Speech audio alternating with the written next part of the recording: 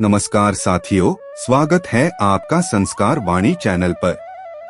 यहाँ हम लेकर आते हैं वो दिव्य कथाएं जो हमारे जीवन को भक्ति और प्रेरणा से भर देती हैं। हमने शुरू की है एक विशेष श्रृंखला, विष्णु भगवान के दशावतार। धरती पर जब जब अधर्म बढ़ा तब तब उन्होंने अवतार धारण करके धर्म की रक्षा की। इस श्रृंखला में हम आपको सुनाएंगे विष्णु जी के सभी अवतारों की अद्भुत कथाएं, मत्स्य से लेकर कल्कि तक।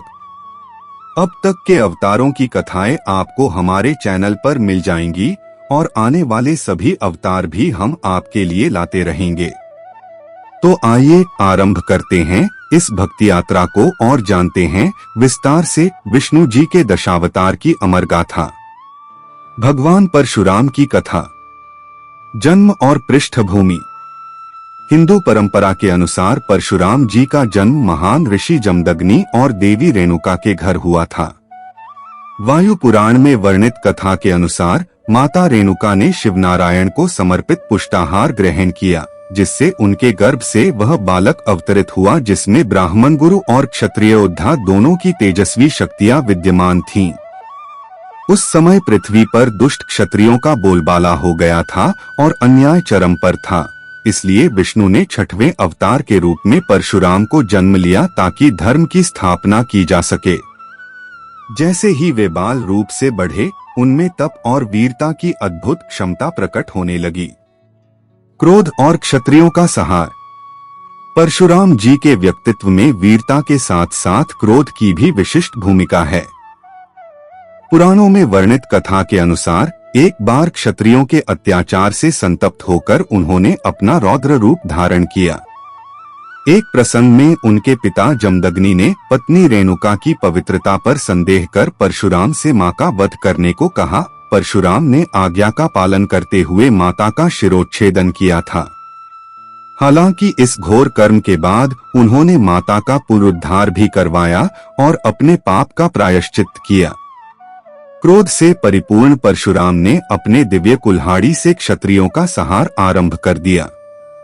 विष्णु पुराण के अनुसार उन्होंने अपने महाशक्तिशाली अस्त्र से क्षत्रियों को कुल मिलाकर 21 बार नाश किया, यानी अधिकांश क्षत्रिय वंश समाप्त कर दिए। उनके इस धर्म युद्ध ने अत्याचारियों का अंत कर सामान्य मनुष्यों की रक्षा सुनिश्चित की। दिव्य अस्त्र शस्त्र। परशुराम जी को दिव्य अस्त्रों का अद्भुत भंडार प्राप्त था। सबसे प्रमुख अस्त्र उनका परशु दिव्य कुल्हाड़ी था, जिसे उन्होंने भगवान शिव की कठोर तपस्या से प्राप्त किया था, इसलिए उनका नाम परशुराम पड़ा। इसके अतिरिक्त उनके पास अन्य भीषण अस्त्र शस्त्र थे, जैसे ब्रह्मास्त्र, वज्र, पाशुपतास्त्र, नारायणास्त्र, अग्न्यास्त्र और वायुस्त्र। परशु कुल्हाड़ी भगवान शिव द्वारा प्रदत्त दिव्य अस्त्र। ब्रह्मास्त्र सर्वनाशक महान अस्त्र। वज्र इंद्र का श्रेष्ठ अस्त्र। पाशुपतास्त्र महादेव शिव द्वारा दिया गया प्रबल अस्त्र। नारायणास्त्र विष्णु द्वारा प्रदान किया गया सूक्ष्मास्त्र।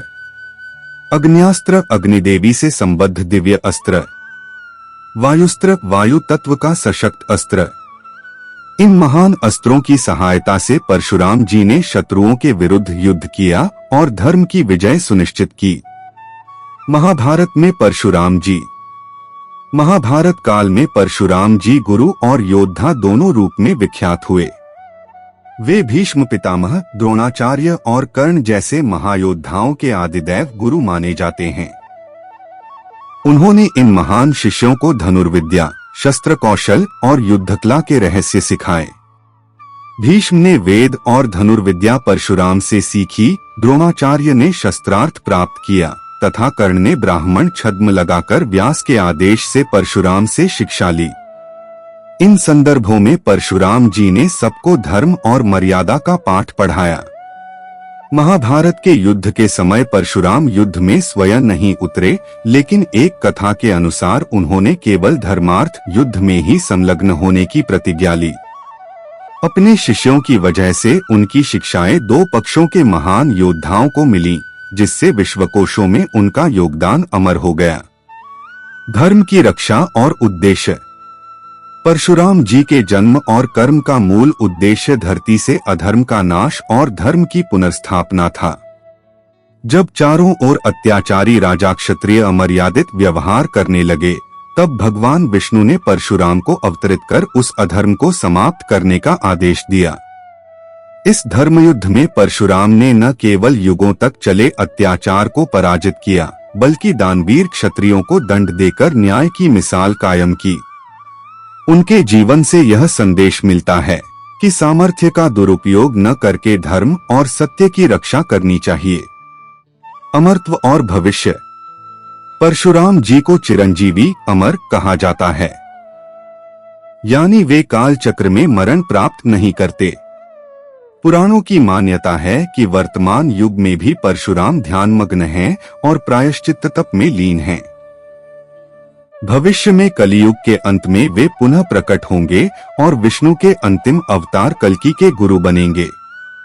इस प्रकार उनकी कथा हिंदू धर्म में सदैव वर्तमान रहेगी। वे धर्म संरक्षक, सत्य के रक्षक और अधर्म विनाशक के रूप में स्मरण किए जाते हैं।